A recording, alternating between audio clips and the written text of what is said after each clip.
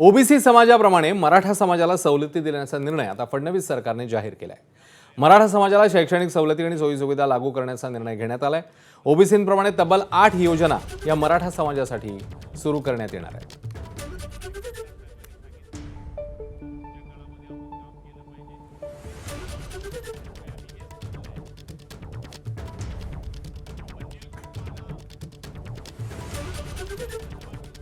पासून मराठा विरोधी आहे, मराठा विरोधी आहे, मराठा विरोधी अशी काही जाणूनपूर्वक राजकीय हेतूने प्रेरित होऊन अशी बदनामी करण्याचं काम केलं गेलं।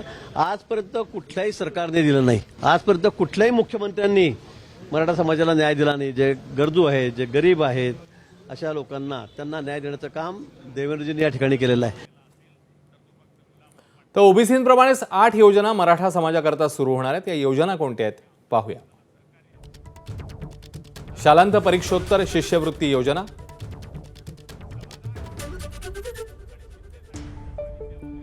मोटार वाहन चालक आणि वाहक प्रशिक्षण योजना, माध्यमिक उच्च माध्यमिक वर्गातल्या विद्यार्थ्यांना लागू असलेली शिष्यवृत्ती योजना,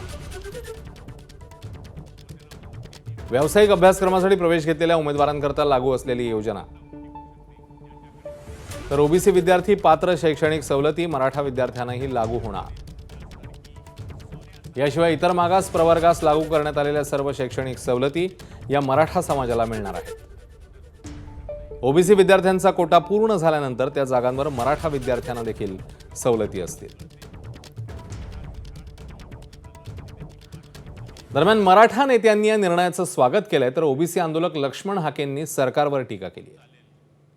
मराठा समाजाच्या जेवढ्या मागण्या आहेत या मागण्यांची अंमलबजावणी करून मराठा समाजाला न्याय द्यायचं ठरवलं, त्याबद्दल मी त्यांचं मनापासून आभार मानतो। आजही मुख्यमंत्र्यांनी मराठा आणि कुणबी मंत्रालयासाठी मान्यता दिली, त्याचं पण प्रसिद्धी आपल्याकडे त्याचा एक ड्राफ्ट त्यांनी दिला आहे। त्यामुळे त्याची घोषणा केली। ओबीसी प्रमाणे सगळ्या सवलती, सारथीतल्या योजना, महामंडळातल्या योजना ज्या काही बंद होते, काही अभ्यासक्रम बंद होते, तेही सगळं सुरू करण्याचा आज शासन निर्णय सरकारने केला, मुख्यमंत्र्यांनी केला। त्याबद्दल खरंच त्यांचा मनापासून आभार। सरकारने आज जो निर्णय घेतला हा जुनाच निर्णय आहे, कायदा देखील जुनाच आहे, तरी पुन्हा एकदा मोठ्या मनाने मी राज्य सरकारचं स्वागत करतो की समाजासाठी ते काहीतरी प्रयत्न करतात। आणि सरकारला आवाहन करतो की आपण तात्काळ सर्व शिक्षण सम्राटांची बैठक घ्यावी, त्यांना ताकीद द्यावी, त्यांचे राहिलेले पैसे द्यावे व आम्हाला न्याय द्यावा।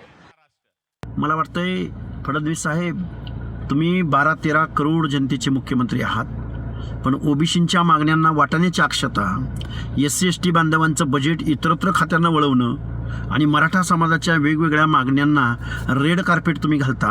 आम्हाला आजही तुम्ही सापत्न वागणूक देताय, आजही तुम्ही ओबीसीवरती अन्याय करताय, SC ST बांधवांवरती अन्याय करताय।